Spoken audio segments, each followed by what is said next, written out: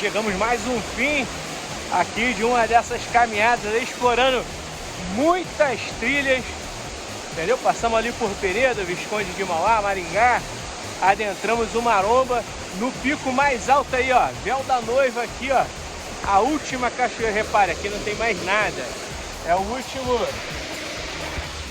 último degrau, o último ponto aqui do Maromba.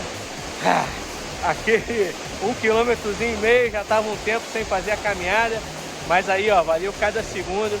Agora é sentar aqui na pedra, refletir, pensar no, né, pensar um pouco na vida, o que tem ocorrido, o que tem acontecido até aqui, né, dar uma reavaliada, reajustar a ordem das coisas, reajustar, né, botar as coisas no trilho, pensar, respirar, paz, deixar a mente limpa para uma semana, entendeu?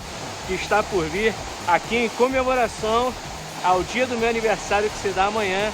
Agradecer aí minha esposa aí por essa maravilha que ela me deu no final de semana, após o caos aí que tem sido a correria de trabalho e tudo na vida, mas só tem a agradecer aí, ó. Fechando aí o ciclo aí dessa caminhada aí, ó, Cachoeira Véu da Noiva, no Maromba, na ponta mais longinho aí né? Chegando já quase aqui em Minas, no Rio de Janeiro, valeu? Essa imagem aí no meio da natureza, tá valendo demais, valeu.